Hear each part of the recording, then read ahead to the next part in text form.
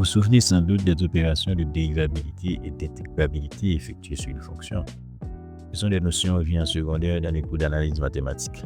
Au fait, le vrai nom du cours d'analyse que vous avez suivi en mathématiques est le calcul infinitésimal, qui est une discipline des mathématiques s'occupant des quantités infiniment petites et infiniment grandes. Elle a pris naissance au XVIIe siècle avec Isaac Newton et Gottfried Wilhelm Leibniz. Ces deux savants, chacun de leur côté, revendiquaient la paternité de cette invention. Newton aurait été le premier vers 1660 à développer une théorie des dérivées et des variables qui ont été formalisées dans des manuscrits comme De Analysi 1669 et De Methodis 1671, mais ne les a pas publiés par crainte de critique. Parallèlement, Leibniz élabore son calcul et publie en 1684 ses travaux sur le calcul infinitésimal en attestant qu'il ignorait les travaux de Newton. De son côté, Newton accusait Leibniz d'avoir volé ses idées. C'était la guerre entre les deux savants. Au final, on a attribué à eux deux l'invention du calcul infinitésimal. Il faut noter aussi que les bases du calcul infinitésimal ont été posées depuis l'Antiquité avec Archimède lorsqu'il essayait d'approximer l'aire d'un cercle par une succession d'aires de polynômes inscrits au cercle. Le calcul infinitésimal comprend le calcul différentiel et le calcul intégral. Deux concepts apparemment distincts mais qui sont interreliés. Le calcul différentiel s'applique au calcul des tangentes à des courbes ou à celui de la vitesse en fonction de la distance parcourue. Le calcul intégral s'intéresse au calcul d'air ou de volume ou bien de la distance parcourue par un corps en fonction de sa vitesse. Mais tout ça, c'est un peu flou, n'est-ce pas? Je vais tenter de vous expliquer avec des mots beaucoup plus compréhensibles. Ce que vous devez savoir. Le différentiel d'une quantité est une petite variation de cette quantité et est noté dx si la quantité est désignée par x. Pour essayer de caricaturer, prenons l'exemple d'un empilement de NCD. La différence entre l'empilement à l'ordre de K et l'empilement à l'ordre de K-1 est le KMCD, qui peut être appelé dx si l'empilement des CD est la variable x. Donc, si on a une quantité y ou x, alors le différentiel de ces quantités est noté dy et dx respectivement.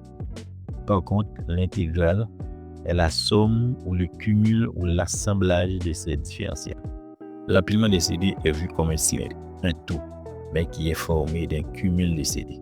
Si pour le différentiel, on cherche à déterminer une infime partie d'un tout, pour l'intégrale, on cherche en revanche à calculer le tout en sommant ces infimes parties.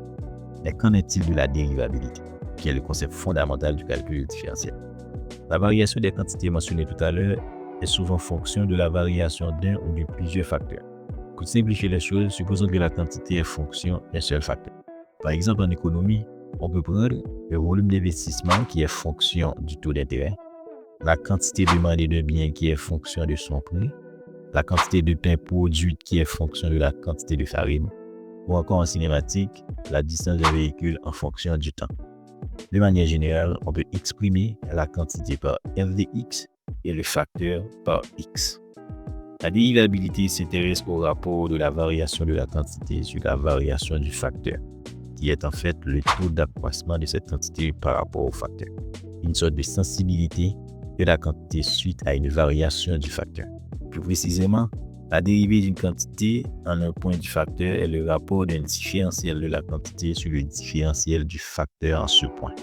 Si l'on prend par exemple la fonction pain de tout à l'heure, et supposons que pour une quantité de 100 sacs de farine, on produit 1 million de pains. Et maintenant, si on ajoute une petite marmite de farine à la quantité initiale, et on constate que cette nouvelle quantité produite est de 1 million 5 pains. Alors la dérivée de la fonction pain au point 100 est de différentiel de PS ou différentiel de F, qui est égal à 1 million 5 moins 1 million sur 100.011 moins 100, qui nous donne 450. Donc la variation de la quantité de pain est de 450 fois celle de la farine au point F égale à 100. Voilà la différence entre les concepts de différentiel, d'intégrale et de dérivabilité. Dans l'épisode 2, on va proposer une démonstration pour cette relation. Allez, restez connectés.